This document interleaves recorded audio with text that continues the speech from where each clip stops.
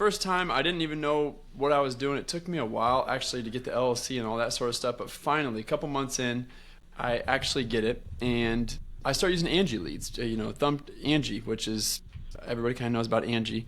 Yeah. So you formerly bid on Angie's List, sure. Yeah, Angie's List. So you bid on the leads. Each lead's like $35. The first one was a guy who called me and said he needed the basement really, really vacuumed. I said, okay, we vacuum. He's like, will you shampoo too? I'm like, no, not really, but we'll vacuum, Anyways, I sent a cleaner there. I didn't really know her, and she said she would do it. So she goes, doesn't make it to the whole clean. She has roaches on her, said she had to run out. She said there were mice everywhere. She's seen them. And so she's unhappy. She's mad at me. The customer is unhappy because we didn't get it was unrealistic expectations because I didn't ask the right questions. And now the money he paid me, he wants to take all his money back, and the cleaner's mad. So it was like a complete train wreck for the first clean. Yeah, you're like, wait a minute, this sounded so much easier on paper. Like, what are you supposed to do in that case? You're supposed to get like pictures of the space in advance. Like, it's hard to give a bid over the phone or online if you don't know what you're walking into. And that's what we do now. We get pictures, and you can get a feel after doing so many of these things, what's going to be good, what's going to be bad, just kind of talking with them. Yeah. That was my first one ever. I didn't know to ask about bugs when he told me the rating was going to be a 6, and then they're trying to figure out how they're going to pay for it. Like there's a lot of red flags that I didn't know were red flags at the time. Interesting. So that's Angie's one platform to get leads.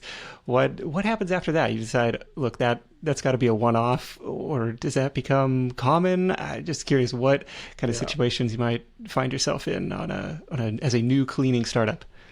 Yeah. So that happened, and I was just like kind of blown away. I'm like, man, there's other people doing this. This can't be the way it is all the time, right? I really fought because I got some money out of it. I don't know, it was probably a couple $100s, and I said, hey, let's just make a deal. Like, I'll take $100. That way I didn't lose money on the deal, and I could pay the cleaner something. So we made some sort of deal, and I was just like glad I was done with it. The second clean was another Angie deal, and the lady called, and she had a parrot, and there was parrot poop, and anyways, it was parrot. There was like parrot, and it was an animal crap everywhere. She hadn't had a clean in years. We get there again, 0 for 2. Like, it was a train wreck. The cleaner gets there. I mean, this is not a hoarder house, but just a disgusting house. I'm talking like food of the animal everywhere. Like there was mold in the kitchen or in the bathrooms. So it's not even safe, and then you've got the poop from the parrot. So I said, yeah, we're going to do a great job, get it all clean. Then I have to end up calling her and saying, like, we can't do it. She's ticked off. And so I have a couple of issues, right? Early. You're really selling this. Yeah. Well, it started off tough. It's definitely started off tough. I appreciate you not sugarcoating it and saying, yeah, it's all been sunshine and unicorns and rainbows here. So that's all good.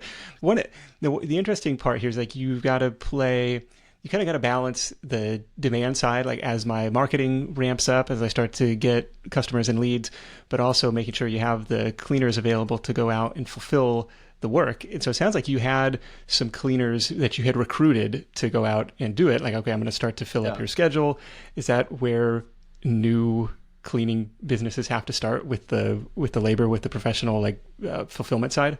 Yeah, well, it's a great question. And just to kind of answer what you were saying about like, it started off tough. It did start off tough. And just to play on that real quick, it started off so tough that like my first 3, I booked a recurring clean, and I was thinking I was so good, right? Because I was decent at sales, but then our fulfillment wasn't good enough. And so she canceled. She was ticked. She wanted to give me a poor review. And so I remember sitting in my kitchen with my now fiance, and she goes, you can quit. You don't have to do this. So she told me. I'm sitting here. I'm like, I've never been a quitter. My background is a Division I college basketball coach, so I'm inherently competitive. She goes, you can quit. And I go, I'm not quitting. Yeah, what are you talking about? I was like, I'll never forget that moment because it gives me chills too, because that day I was like, I'm going to spend this entire Sunday finding better people.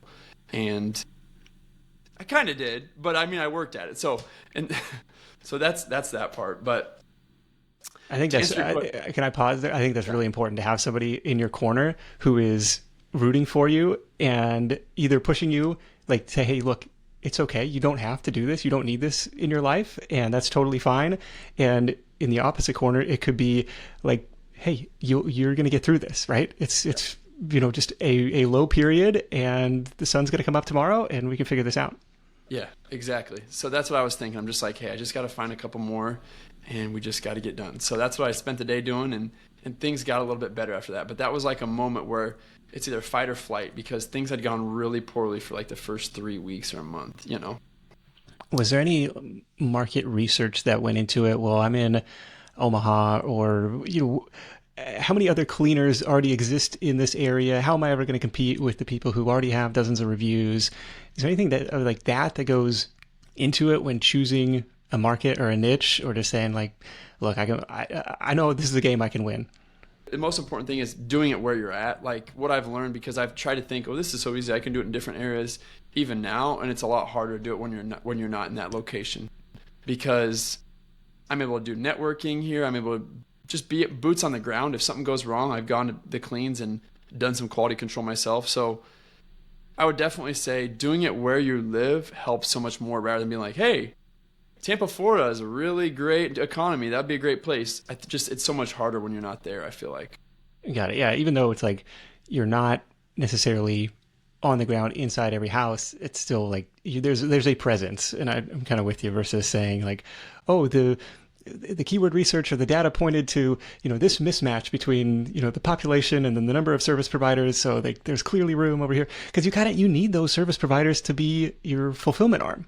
For sure. I used to meet with them before interviews. I'd be like, let's go meet in person. Yeah. And so I think that just that sort of stuff helps too. They know who they're working for, and they know it's because there's not always a lot of action with me and them. Because I've got multiple cleaners and multiple jobs. I can't see them all every day.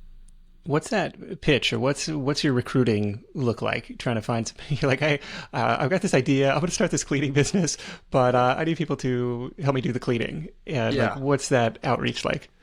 Well, everybody's cleaned. I've cleaned before. Don't love it, but everybody's clean. And so cleaning to me is like, you don't have to be a star or a machine. Yeah, we can all learn tips and tricks and be more efficient, be better. But if you're just detailed and diligent, anybody can do it. If you're high character, detailed, and diligent, anybody can do it. And then after that, there's tips and tricks for different chemicals. But so that's what I knew. That's what I knew, is that it doesn't take a master. I just need to find some people who are probably good, and maybe they've worked in a hotel or something like that. So I would use Indeed, Facebook a little bit, but Craigslist, Indeed was really, really helpful at first. And then after I found a couple, we would use referrals from cleaners who knew other cleaners who, had worked out. So what's that pitch like though? The pitch is like, hey, I just created an elite cleaning company, a company that I'm looking for pros. We are pros. We have a professional mantra, and I'm looking for pros like you, based on your resume and who you are. Does this sound like something you'd be interested in? Making some more money and taking more jobs? And most of the time, it's yes. Not always, but most of the time. Okay, so it's like the pitch is, we're building this elite culture. We'd love for you to be a part of it, if that's a fit, and we'll help you fill up your schedule. We'll help you get more hours. Absolutely. Yep. Exactly. We'll help you fill up your schedule. All you have to worry about is doing the cleaning. We'll do the scheduling. We'll do the notes. All you have to do is just show up, do the cleaning. You don't have to worry about reschedules and collecting payments. We'll take care of all that for you. Got it. And so that it appeals to the people who want kind of like an easy button way. I mean, of course, it's still manual labor, but like they don't have to be the entrepreneur. They don't have to be the marketer. They don't have to be the administrator. Like they can just show up and do the work. I think a lot of people are looking for something like that. Exactly. Advertising. They don't have to worry about sales, negotiation with customers, customer cancellations, getting payments. Yeah. And the communication with customers, it can be literally 24/7. Like we'll get calls, texts from people, and all day, all night. And so if you're not an entrepreneur or don't have that mindset, you can get walked over by customers as well, or taken advantage of. What's typical in terms of an hourly rate or a payment per clean, or how do you have things structured with the cleaners? We like to be around that $25 an hour ish, because they're also supplying their own equipment as well, their own cleaning supplies and driving there. So $25, and then they get tips as well. And it can be a little bit higher, but around that. Got it. Okay. So that's helpful on the recruiting side. Let's talk about the customer acquisition side. Aside from these first couple jobs that did not turn out so well. Like when do things start to turn around? Do you start to see consistent lead flow, recurring bookings, stuff like that? Some people would say or tell you, just do home cleaning because everything else is sticky in a negative way if you're doing janitorial or if you're doing commercial. And I would get these calls and I would just be like, hey, like it's money. Let's see if we can do it. And so I ended up getting a pretty nice commercial deal that was like over $10,000 a month. Wow. And that helped me just get momentum. It helped me get momentum because my margins were high on it still. And it helped me really think really futuristic about the business. Not to mention also having a day job helped me think futuristically about the business. I was never in this short-term mindset like, okay, let's make this quick money right now and keep moving. I was always in a long-term mindset like, I don't really need this money right now. I have a day job. And so I could just think futuristically. So from the advertising perspective, I mean, I used Google. I tried Thumbtack. I tried Yelp. I tried it all. And then even investing into my SEO or search engine optimization and trying to get more organic. So yeah. Yeah. How did this $10,000 a month commercial cleaning company or commercial building find you? It was a school. It's a private school, private church, Catholic, and I'm Catholic as well. It's actually my parish. Just by pure luck, they called our company. I answered the phone, and they were looking for a different provider for their Catholic school and church. Okay. For the Catholic school or diocese and so I was like, okay, yeah, let's do it. Let me come by and check it out. And I didn't even know how to quote it. I didn't know what I was doing with quoting it. But that was the next question. Like, how do you come up with pricing? Yeah. I was just like trying to figure out like maybe my charge rate was really high too, but I also wasn't figuring out like how long it would really take. I was like way underbidding on how long it would take, but I was way overbidding on the price. So it kind of evened itself out. If that makes sense. I didn't know how to quote it, but I just threw a number out that I was pretty sure if we got it, I wouldn't lose money. And I did an interview with a couple of the people there, and they liked me, and they're like, I believe in this guy. I think he'll figure it out. So we started off with one person there, and then we went to two, and they kept giving us more and more responsibility. They kept kind of firing their W-2 employees and having us take on more. So it was 1 to 2 to 3, and then we ended up having 4 people there, 5 to 6 days a week. Wow. And we fulfilled it. And, it was a lot of cleaning, a lot of work. And it was a lot of work, but it ended up being really good. So they ended up just calling me. I was advertising with Google and he just gave me a call and we ran with that one. Now, what I'll say with this too, is that it wasn't always easy, but I protected that account. Like when you have a big account that is more than probably 50% of your whole portfolio, because at first it was, I protected that thing with my life. When anybody called from there, I was the one that I wanted to answer. I wanted to talk because I wanted to solve the problem because everything's not always perfect there. What happened was a cleaner would miss. I didn't really always have backups there. So we've had 3 people. If one was sick, you know who went in there and did the cleaning for 4 hours that night? It's got to be you. Exactly. And I was in there, I was like, and I'd be so ticked. Like, dang it.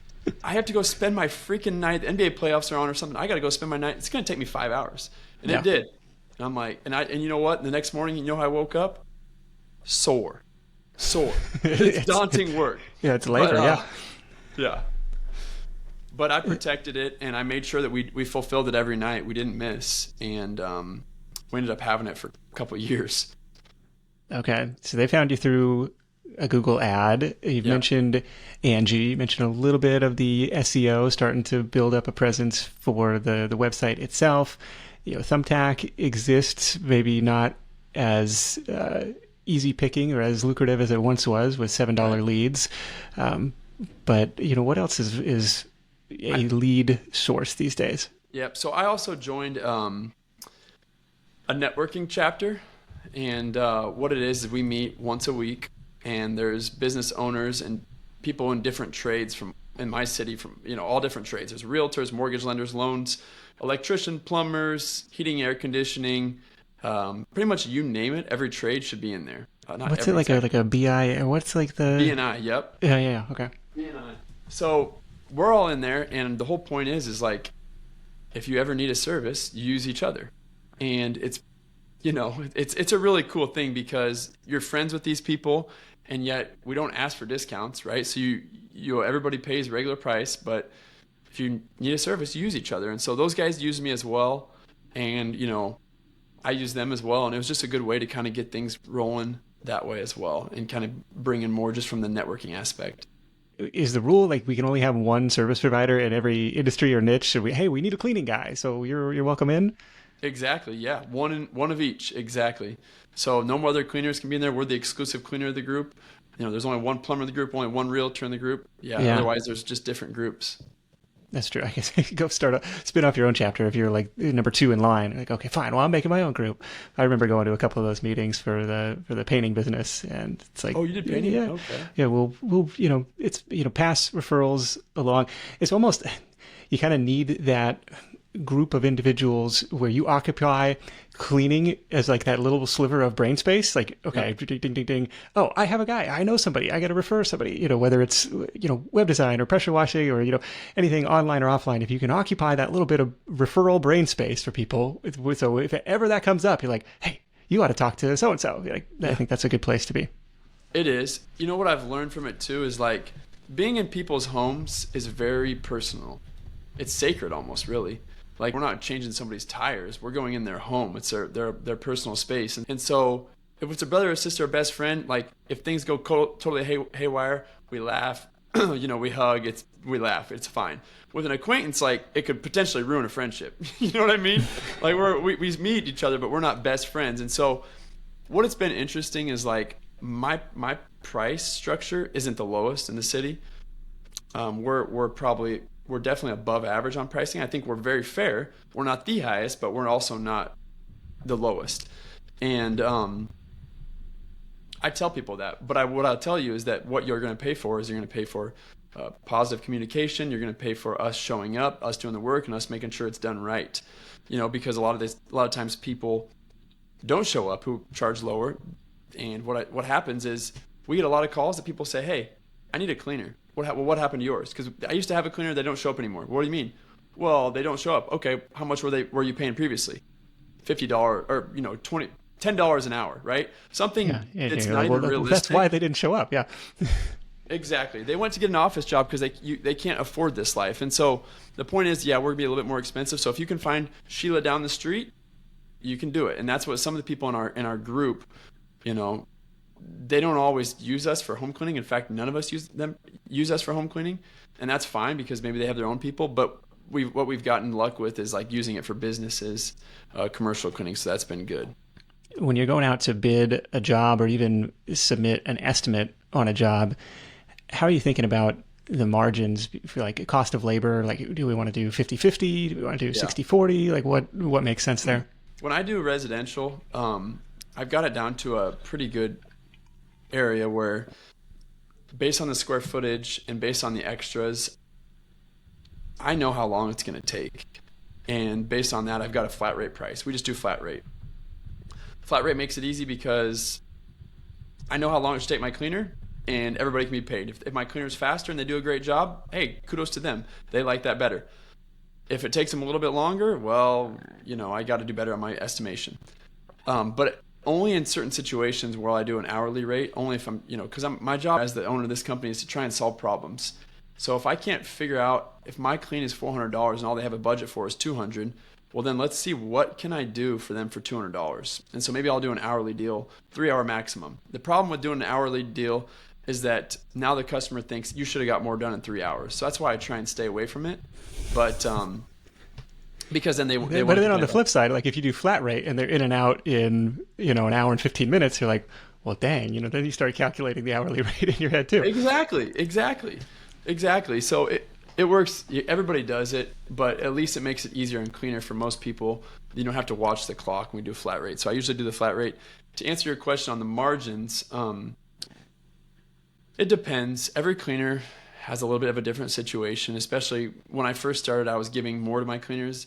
Now it's a little bit less, but that's also because we've built a brand and a reputation that if they work with us and they're good, they're going to continue to get jobs. Yeah. And so I've built that brand for years, whereas they can just show up today and get jobs.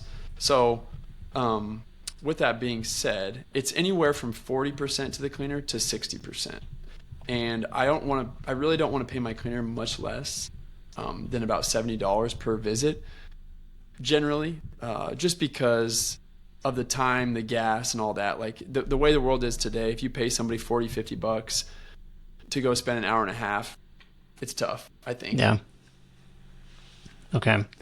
Yeah, that's helpful, and that's interesting to hear. Like, okay, starting out, I'm willing to accept a lower margin again because I still got the day job, right? I'm building this brand, and then as that reputation and branding improves, kind of like Nike or like North Face or these like elite brands, or high prestige brands, where it's like there's definitely gonna be some more margin built in.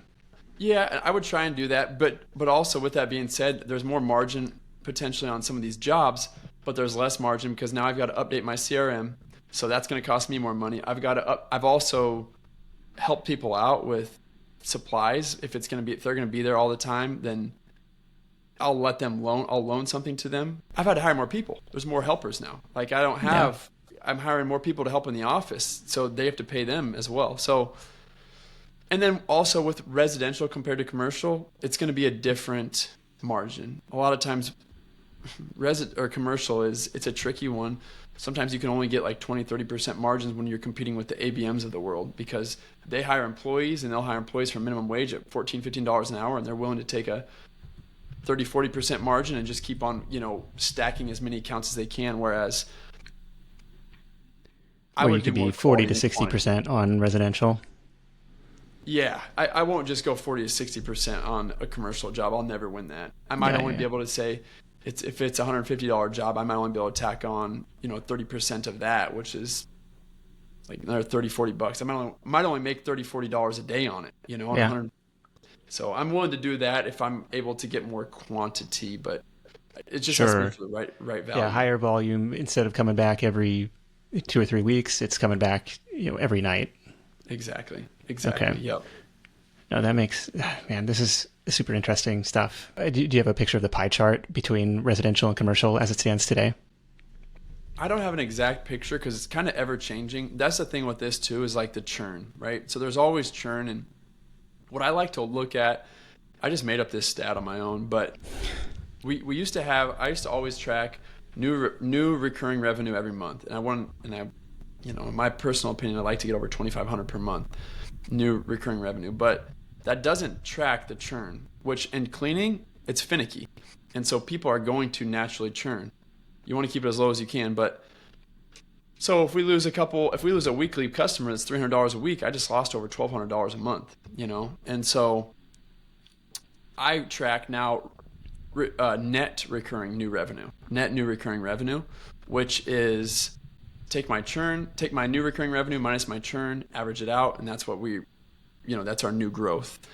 And I've been at like $600 a month on that over the past 6-7 months. It's kind of a new thing I'm tracking, which seems to be okay. Not as much of a growth as I thought, but you know what? People are finicky. They're going to naturally churn. You just have to try and keep it to a minimum as I can. Okay. This is like I added, 3 new clients, but I lost 1, right? It's like as long as the number stays positive, the business is growing. Exactly. Now, the only thing is I don't even care as much about how many customers I add, because if that one customer was a weekly customer and they were paying $300 a visit, I lost $1,200 revenue. But if I only get 3 more new recurring customers and they're once a month at $300 a month, I still lose. Got it. Gained, $900 that month, but I lost $1,200 because that customer was so valuable. Yeah, and there's more logistical complexity and dealing with more people rather than less. Exactly. Yep. Exactly. Yep. It is a good business from the standpoint of there is this recurring revenue component where stuff is going to keep getting dirty. You're going to want to keep coming back. What reasons do you find people say, I got to put a pause on this service. I'm going to try somebody cheaper. I'm going to bring it in-house. Like what do you see reasons for that churn? Obviously, price is always going to be a big one. Hey, we've got stuff going on, or maybe, hey, we're going to be going to Florida for the winter, so we're going to be gone. But price, or we're moving. That's always it. But then if you want to dig deeper, which I always want to find out, like, okay, well, this price has been working for you for 4 months, so what's going on? And sometimes I'll just go radio silent, or they'll tell me a number. And if they tell me a number and I can work with it, I say, let's try this, or we can negotiate, right? Or if they're just at this crazy number that doesn't even make sense, we have to let them go. But sometimes it's price, right? But other times it's, they don't even really want to respond to me. And so that's the other thing I have to guard against is poaching from my current cleaners, because, it can happen. Okay. Yeah, they're like, why are we paying 50% over here to Skyler? We could just do this deal direct. They'll try to. And so the customers will try and we try and keep a limitation of how much my cleaner has their phone number, but you can't always, they might, my cleaner might go there and they might exchange phone numbers. Yeah. Or if your cleaner doesn't getting a lot of work from you, they, you just don't know. They might say something. And I bet they have, because I've gotten customers telling me, hey, they're trying to like cut you out, just so you know, they tried to get me. And I've gone over to people's houses and asked them personally, because they just out of the blue quit. Yeah. So anything you do to prevent that? I try and put them on the stand with me, and we just talk and say, did you say something? And did you by chance talk about doing this cheaper? Did you guys talk about money? But then they always answer the right question. So then the other thing I've done is I'm like, okay, screw this. My sister, she lives not too far away. We'll send her to her house, and I'll see if the cleaner is going to try and leave a business card or leave a phone number. You're like a spy on the inside. Yeah, I got a spy. She's an inside spy. So, my sister, she gets a free clean, so she's happy, and she just needs to report to me if I got a poacher. And so, how funny. Yeah. So that's kind of how that works there, and then, obviously, if they're poaching, we've already set clear expectations. That's a no, and so, I would let them go then. Okay. Yeah.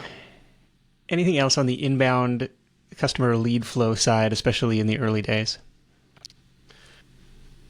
Well, leads, the cleaning business has really changed. It's just like, it's like buying businesses right now. Buying businesses is super duper hot, I feel like, especially on Twitter. And what it was like a year or two ago was cleaning businesses. And what I'll say right now is that I joined a cleaning academy as well, and I joined it with Johnny Robinson and Sergio, with HSA, and those guys are awesome. They're very awesome. So doing coaching through them and doing lessons in HSA and Johnny and Sergio and Trevor at getting people off on the right foot and really getting them results. Anything specific that they helped you with on the marketing side? Yeah, for the marketing is like Google pay-per-click ads. I didn't really do a whole lot of, but local service ads, people use Google local service ads. So I'd use that. And we had just a lot of word of mouth, like passing out business cards, going to realtors' house, trying to meet with people, like meet with realtors as well, and just going to an open house. So they give me tips and tricks to do that. Facebook posting in mom groups, stuff like that. So those guys would always be like, hey, try this, try this, try this. And it works. It works. Yeah. Start to give, cast a presence online and in person. I like the realtor angle of, what are the potential lead fountains where it's like, instead of this one-to-one, hand-to-hand, okay, I got somebody. It's like, well, who knows lots of potential customers, or they need this house staged and cleaned, or they're just in and out of they know lots of different people in town. That's a good way to go. And these different mom groups on Facebook. One thing that I just think is interesting about the cleaning business in general, like I think back to like my childhood in my neighborhood growing up, I don't know if anybody had a cleaner, or was this just something we didn't talk about, or like, I don't know, but like now it's super, super common. Like for our neighbors, you see the little maid car pull up and stuff. It's like become a thing. Like, so the point I'm trying to make is like the pie has gotten a lot bigger, and obviously there's more competition, but it's still super fragmented. There's not any one national company or brand that has a commanding market share here. It's still super localized, super mom and pop, super, fragmented. And so that's where the opportunity lies to come in and build something like a Nebraska Elite Cleaning with almost 300 reviews on Google now. So there's something going on there. I do want to talk about how you have generated that volume of positive feedback. Yeah, well, we've had a lot of customers. And so I have a couple of assistants as well. And it's just important for us that I want to do quality control as kind of as soon as we can after the clean. Like quality control to me just means let's talk with the customer, let's make sure they're happy. Another thing is I always want my cleaner to do a walkthrough, make sure that the customer is happy when we're done. And so, I mean, obviously not always, but almost always we have good feedback, and so when that happens, hey, would you guys help us out? We're a small local business, and we could really appreciate a Google review. And just by simply asking, and especially trying to strike the fire while the iron's hot, right after the clean and getting that done, people will more often than not do it. Yeah, the next closest competitor that shows up for me when I Google Omaha cleaners has 8. So it's like, really? Oh gosh, 293 for Nebraska Elite Cleaning. Next guy 8. So it's just like, oh, clearly these are the people who are serious about the business. This is the one I got to hire. And you might find that, whatever, your niche plus locality is, like, it might not take, I mean, if you can hit double digits, right? It's, I was always trying to get to double digits on like book launch reviews. Yeah. It's like, there's certain, it might not take very much to really stand out against the competition. So it's an interesting way. Anything tools and tech wise that you're using either for that review collection, or if that's just hand to hand, hey, Mr. and Mrs. Smith, thanks so much for having us over today. Let's take a look around. Anything that we missed, make sure you're happy. Would you mind helping us out? If you are happy, here's the, QR code, or like, here's the link to the Google review or whatever. But anything else that helps run the business from tools and tech and scheduling and phone management, like all the different pieces here? There's a few different softwares, and I use one as well that will automatically, when a job is completed, send over a text message to the customer that they can give us a review. And so, which one is that? It's called, what's that? Yeah, which one is that? Nice Job. Nice Job is what it's called. And so I think it's about $75 a month, but what it does is it sends a review right to the customer, and then it follows up like a day or a couple days later, and then a couple days later again, and with an email. So it'll continuously kind of hit the customer, and if they had a good experience, along with us potentially texting them and saying, hey, did you have a good experience? Oh, okay, will you leave us that review? And then maybe they say they will on a Tuesday, and then they forget on Tuesday, and then they get an automated text from Nice Job on a Thursday. Then they maybe do it, So that helps to get those as well. Along with just the personal part of it, we try and give them a call and ask for one as well if they had a good experience. Cool. How about on the scheduling and team management side? Yeah. So on the scheduling and team management side, I would say, it's gotten bigger. And so having a day job, I couldn't do it all. And it was hard to let go because as a business owner, you think you're the best and you're the only one that can do it. So it took like the 80-20 rule. If you let 80% of the job can be done by somebody else at a good level and not to do too much micromanaging. So I got a couple assistants. I actually have 4 now, and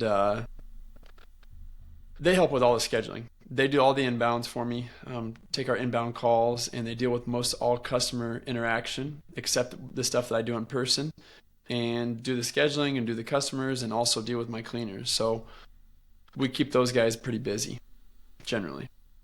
Is there a phone system or a like scheduling app software that they're using to say which people need to go where at what time? Booking Koala is what I use for the CRM, Booking Koala, and it's pretty nice. And a lot of home services, I believe, use it. I think it can be used for like lawn care, handyman. That's a new one. There. Booking Koala. Like we've had people mention Jobber in the past, but I never heard of Booking Koala. Yeah, Booking Koala. That company's doing pretty darn well. So I think it's $57 a month, or you can go if you have like more than 50 providers, then it goes up to like $157. But it's relatively cheap, $57 a month. I use Booking Koala. I use Open Phone for my phone system, and that way. I can always see who's responding to texts and calls and who's on a call. So that makes it pretty easy as well. And then we use Slack. I communicate with my assistants via Slack so we can just, have good communication and a plan. I want to commend you for plugging all our sponsors in this episode. I know, right?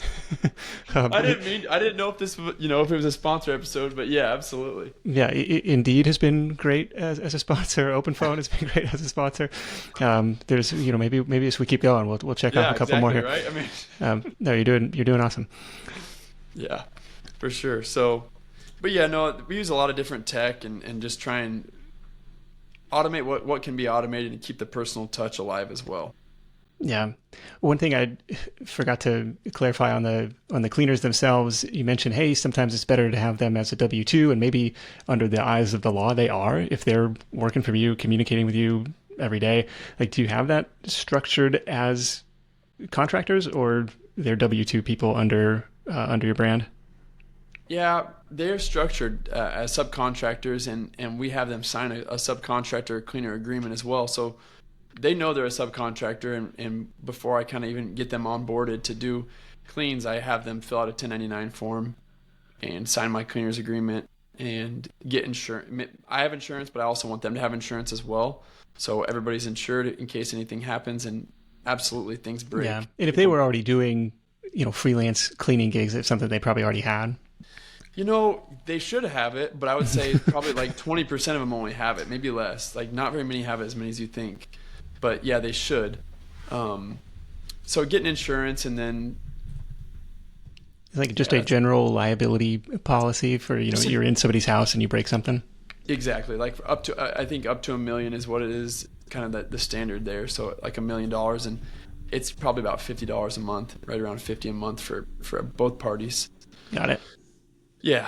So, and yeah, we just structured as a subcontractor. Why? Because there's payroll taxes, there's workers' comp, there's a lot of other things that come into play, and then when you have them as a W-2, so it's a little bit cleaner as a subcontractor, but you also have a little bit less control. I can't really tell them what to do, how to do it. They can still, not take jobs, and they can kind of work on their own schedule, and I can't really tell them how to do their work. Right. And they can work for another company too. They can work for me and 3 other companies. Sure. And you kind of get the impression that is how somebody is going to fill out their schedule, as like a free agent almost. Well, yeah, I'll do some work over here. I'll do some work on my own, and, fill in the blank with something else. Maybe it's cleaning, maybe it's not, but I'm going to piece together this income from a few different sources. Right. So you got the day job, you got the cleaning business, you're starting all this other stuff. Like, talk to me about a day in the life. Like, how do you juggle all of this stuff and it's like, sounds like you got a great team of assistants that are kind of handling the day-to-day bookings, but there's still going to be fires to put out. There's still other things. Like, walk me through a typical day, if there is such a thing. There's so many fires to put out, and that's like what I am. Like, being a business owner, and everybody knows it, but I'm a professional firefighter, like, every day. And so, what keeps me sane, I try and always get myself a lift in, just to say, at least I invested in myself today in some capacity. So I try and be as healthy as I can, get a lift in if I can, and then try and eat healthy. But a day in the life.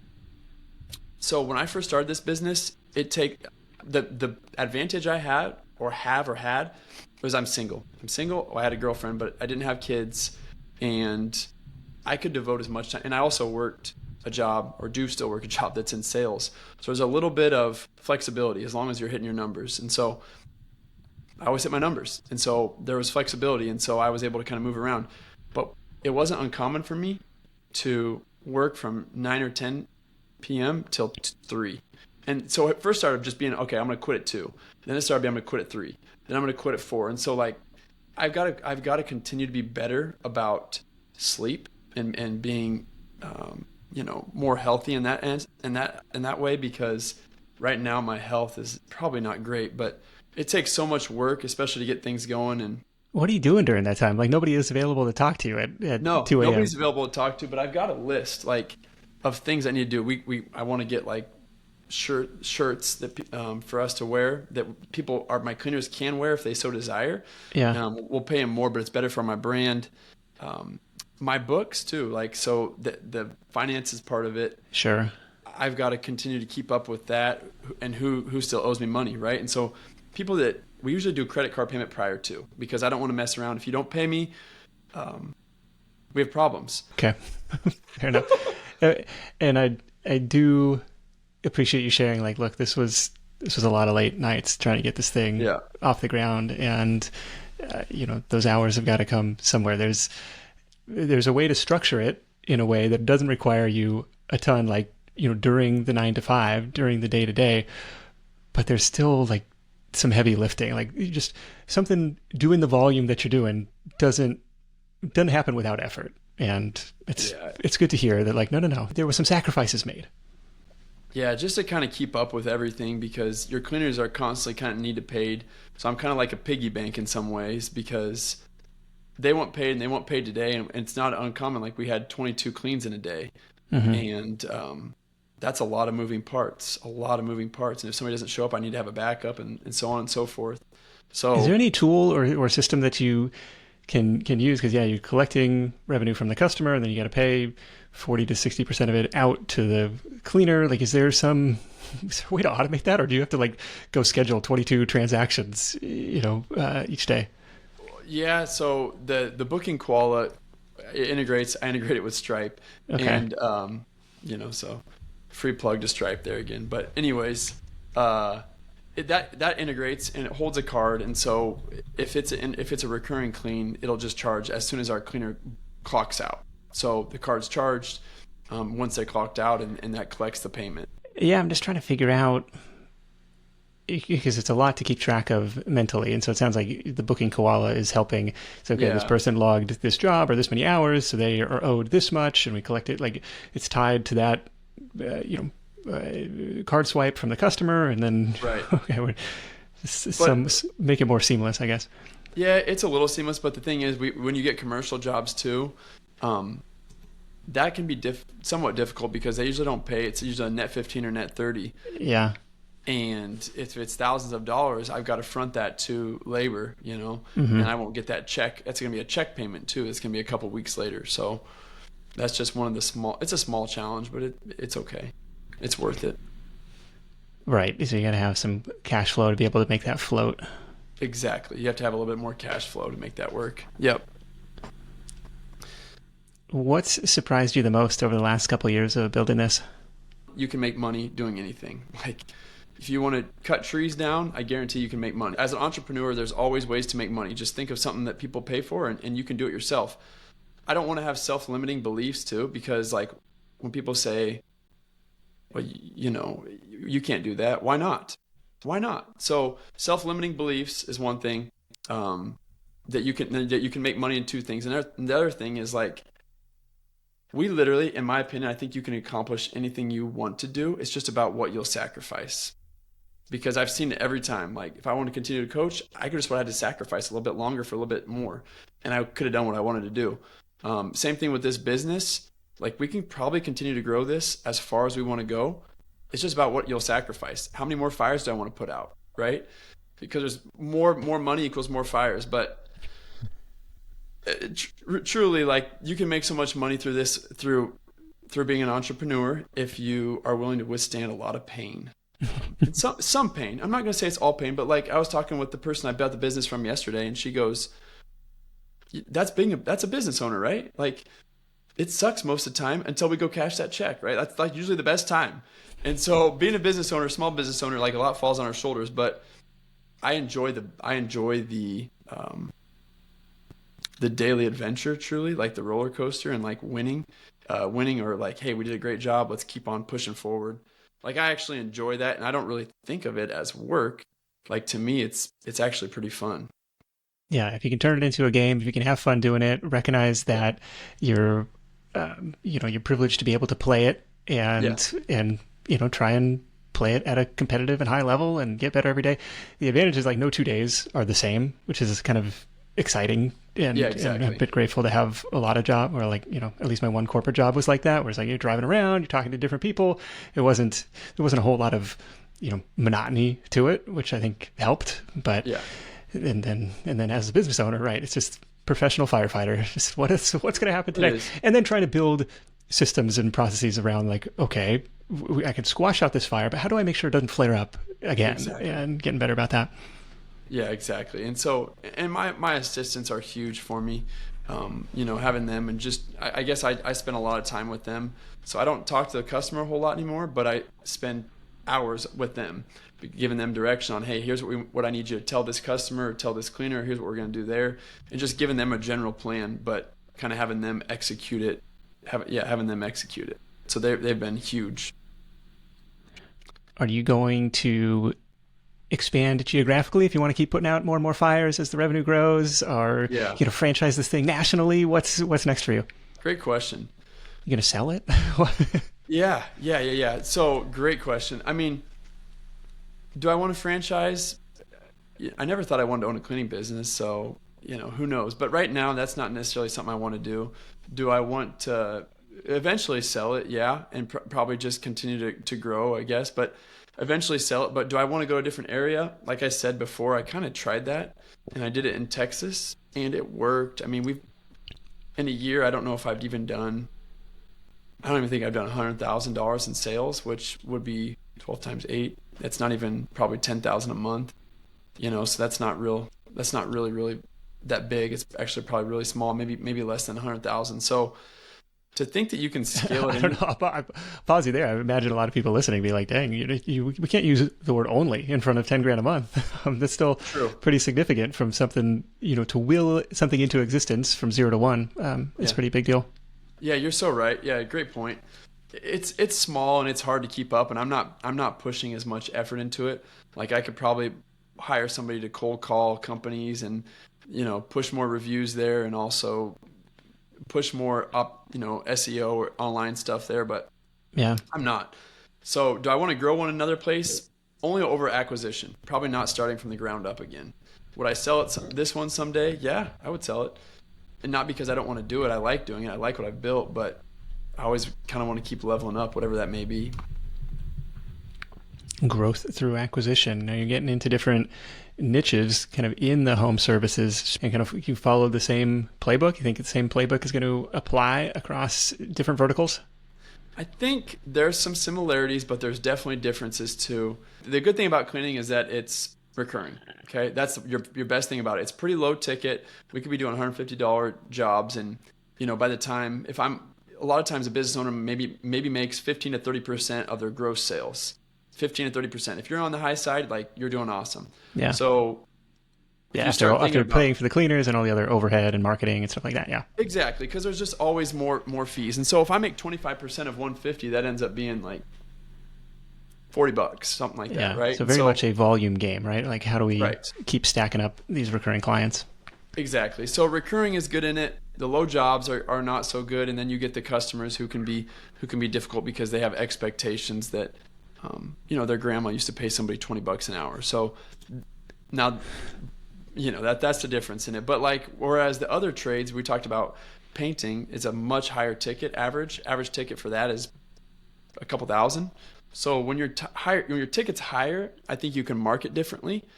Where like door knocking, I think can be more valuable with those other ones, with those other trades potentially, not as much as with cleaning. You don't need to go knock people's doors. There's not going to be any ROI. I think the marketing is going to be a little bit different. That'd be the biggest thing. That was the my experience. Go knock on doors, try and sell some paint jobs. Hey, can I come back this weekend to give you an estimate? Yeah. And lather, rinse, repeat. And you want. No, great point. You can't. That's the thing about that. Like, painting is very, very in person. I mean, I've got to go to their house. I've got to do an estimate. I've got to spend a couple hours with them just to hope I get a shot, right? And whereas cleaning, I've got it pretty much automated. I don't have to go there unless it's going to be a commercial clean. Then they want me to meet with them. So that's the flip on those two. Well, this has been fascinating. I've been taking a ton of notes. I think it's really an interesting niche. It's a really interesting illustration of something that you can do across any number of different niches. Again, NebraskaEliteCleaning.com is where you can find Skyler. We mentioned Home Services Academy. This was Johnny Robinson. Johnny was on the show a couple of years ago talking about his window washing business at Squeegee God. You follow along with Johnny over there. Always interesting stuff. Let's wrap this thing up with your number one tip for Side Hustle Nation. If you stick with something long enough and you're willing to get your teeth kicked in long enough, you'll succeed. Like, truly. If you stick with it long enough and you're willing to get your teeth kicked in, you can do it. I've always said too, life is like you can get anything you want done just about what you'll sacrifice. If you want to sacrifice a Saturday here and there for 30 minutes being on the phone with a customer and you're willing to do that, you can make it. There's different things like that, but at least to start. But my number one tip is just like stick with it and give something a good shot if you want to try something, and it can work. Yeah, that's an interesting reframe about sacrifices. Obviously, sticking with it, persistence, grit, all that. Like, I'm on board with that. But then this idea of, well, what are you going to sacrifice, right? And you think about in the pie chart of your day. Hey, look, we're all dealt 24 hours in a day. Yeah. If I want to build something, I'm going to have to reinvest some of these hours somewhere else, somewhere that they're not currently being used for, and that might feel like a sacrifice. What are we going to do? It's like somebody always talks about, the word decide is like from Latin, like to cut. And it's like, well, what are you going to cut, right? And then it's like, well, now I'm going this way because I cut off that other thing with my decision. And it's like, I guess it's maybe from incision, probably the same root, but it's interesting. Yeah. What are you going to sacrifice? It's so true. My sacrifice have been, hey, we have a new cleaner. I got to go see. I want to see how she did. I know this is a vacant house. I'm going to go drive there tonight. But for me, it's kind of fun. Like, I'm going to go drive there. I'm going to go test her out and see how she did. But it also can be seen as a sacrifice. I think those are probably the two biggest things, right? It's like I'm either giving it my time or I'm giving it a headache and I'm trying to put out a fire and deal with a mess. Yeah, I'm reminded of that line that, an entrepreneur is someone who's willing to live a few years like others won't, so they can live a lot of years like others can't. And that's definitely something that has stood out in this conversation, along with the idea of being able to have a longer time horizon, being able to say, like, look, the day job's okay. I don't need to make rent tomorrow. Like, right. If it takes a little bit longer, like, that's totally fine. Building the team, building the reputation, building that incredible online reputation for the brand, such that when you show up in person, there's like this preconceived notion of what that experience is going to be like based on the online presentation. It's that branding, that positioning. I think Nebraska Elite Cleaning's done an awesome job with all of that. So kudos to you on everything that you built and everything that you'll continue to build. We've been talking cleaning today, but that's not the only service that you could apply these tactics to.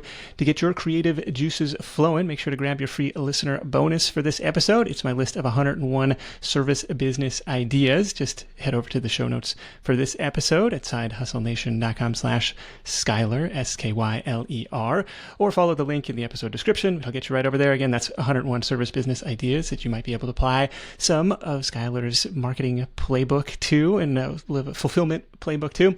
But big thanks to Skyler for sharing his insight. Thanks to our sponsors for helping make this content free for everyone. You can hit up sidehustlenation.com/deals for all the latest offers from our sponsors in one place. Thank you for supporting the advertisers that support the show. That is it for me. Thank you so much for tuning in. If you're finding value in the show, the greatest compliment is to share it with a friend. So fire off that text message. Hey, check this out. We could totally do this. Look at what this guy's built. Until next time, let's go out there and make something happen, and I'll catch you in the next edition of The Side Hustle Show. Hustle on.